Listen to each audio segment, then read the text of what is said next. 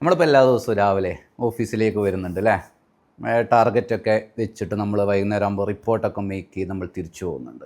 എപ്പോഴെങ്കിലും നമ്മളിങ്ങനെ ചിന്തിച്ചിട്ടുണ്ടോ, നമ്മൾ എന്തെങ്കിലും ഒരു പ്രതിസന്ധിയിലെത്തുന്ന സമയത്ത് എത്ര ആളുകളായിരിക്കും നമ്മുടെ കൂടെ നിൽക്കുന്നത്? നമ്മുടെ ഈ യാത്രയിൽ 2 പാലങ്ങളുണ്ട്. ഒന്നാമത്തെ പാലം എന്ന് പറഞ്ഞു കഴിഞ്ഞാൽ കോടിക്കണക്കിന് രൂപ മുടക്കിയിട്ട് വലിയ ഭീമാകാരമായ പില്ലറുകൾ വെച്ചിട്ട് സിമൻറ്റും കമ്പികളൊക്കെ വെച്ചിട്ടുണ്ടാക്കിയ വലിയ പാലം. വാഹനങ്ങളൊക്കെ വളരെ സ്പീഡിലാണ് ആ പാലത്തിൽ കൂടെ പോകുന്നത്. ആർക്കും സമയമല്ല, കാരണം അത്ര ദീർഘദൂരം പോകുന്ന ആൾക്കാരൊക്കെയാണ് പാലത്തിൽ കൂടെ പോയിക്കൊണ്ടിരിക്കുന്നത്. അതിന് തൊട്ടടുത്തായിട്ട് വേറൊരു പാലമുണ്ട്. അവിടെ ആ പാലത്തിൽ ആളുകൾക്ക് വളരെ തിരക്കൊന്നുമില്ല. ആളുകൾ പാലത്തിൽ കൂടെ നടന്നു പോകുന്ന സമയത്ത് എന്ത് ചെയ്യും, ഹായ് ഒക്കെ പറഞ്ഞ് സംസാരിക്കും. കൂടാതെ വണ്ടിയിൽ പോകുന്ന ആൾക്കാർ അങ്ങോട്ടും ഇങ്ങോട്ടൊക്കെ ഒന്ന് സംസാരിച്ചിട്ട് ഒരു ജീവനുള്ള പാലാണ്.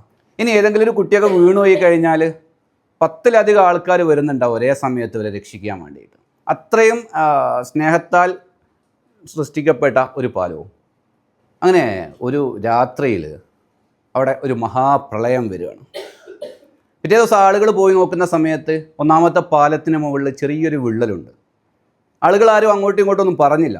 ഇനി അഥവാ അവരത് പറഞ്ഞു കഴിഞ്ഞാലും ആ പാലം ചെയ്ത ആളുകൾ, ബിൽറ്റ് ചെയ്ത ആൾക്കാർ എന്ത് പറയും? അത് എൻജിനീയറെ കുഴപ്പമാണ്, അല്ലെങ്കിൽ അത് രാഷ്ട്രീയക്കാരെന്ത് ചെയ്താണ്, അഴിമതി നടത്തിയിട്ടാണ് ആ പാലം പൊളിഞ്ഞു പോയത്, കമ്പികൾ വേണ്ടത്ര ബലമുള്ളായിരുന്നു വെച്ചിരുന്നെന്ന് പറഞ്ഞിട്ട് അവരെന്ത് ചെയ്യും, ഇങ്ങനെ സംസാരിക്കാൻ തുടങ്ങും. രണ്ടാമത്തെ പാലത്തിൻ്റെ അടുത്തേക്ക് പോയി നോക്കുന്ന സമയത്തും അവിടെയും വിള്ളലുകൾ വന്നായിരുന്നു. പക്ഷെ അപ്പം തന്നെ കണ്ട ആദ്യത്തെ ആൾ പെട്ടെന്ന് തന്നെ എന്ത് ചെയ്തോ, വിളിച്ചു പറഞ്ഞു, ഇവിടെ പാലത്തിന് എന്തുണ്ട്, വിള്ളലുണ്ട്, പെട്ടെന്ന് തന്നെ വരണം എന്ന് പറഞ്ഞു. ആ ഗ്രാമത്തിലുള്ള മുഴുവൻ ആളുകൾ ഓടിയിട്ട് ഈ പാലത്തിൻ്റെ അടുത്ത് എത്തുകയാണ്. എത്തിയിട്ട് ആ വിള്ളലുള്ള സ്ഥലത്ത് എങ്ങനെയാണോ വിള്ളലടയ്ക്കാൻ പറ്റുക, കുറേ ആളുകൾ മണലിൻ്റെ ചാക്കുകൾ കൊണ്ടുവരുന്നുണ്ട് പാലങ്ങൾ പൊട്ടിപ്പോകാതെക്കാൻ വേണ്ടിയിട്ട്. മറ്റുള്ള ആൾക്കാർ അത് സഹായിച്ചു കൊടുക്കുന്നുണ്ട്. അങ്ങനെ അവരുടെ എല്ലാവരുടെയും ശ്രമഫലമായിട്ട് ആ പാലത്തിനെ പിടിച്ചു നിർത്താൻ വേണ്ടിയിട്ട് ശ്രമിക്കുകയാണ്. ഞാനിത് പറയുമ്പോൾ നമ്മളിവിടെ ഓഫീസിൽ നമ്മൾ വരുന്നുണ്ട്, എല്ലാവർക്കും ടാർഗറ്റ് ഉണ്ട്, എല്ലാവർക്കും റിപ്പോർട്ടുകളൊക്കെ റെഡിയാക്കണം. പക്ഷെ പല സമയങ്ങളിലും നമുക്ക് പ്രതിസന്ധികൾ വരുമ്പോൾ നമ്മളെ കൂടെ നിൽക്കുന്ന ആളുകൾ ഇന്ന് നമുക്ക് പ്രതിസന്ധി വരുമ്പോൾ മറ്റുള്ളവരെ കൂടെ നിർത്താൻ ശ്രമിക്കുന്ന ആൾക്കാരായിരിക്കും.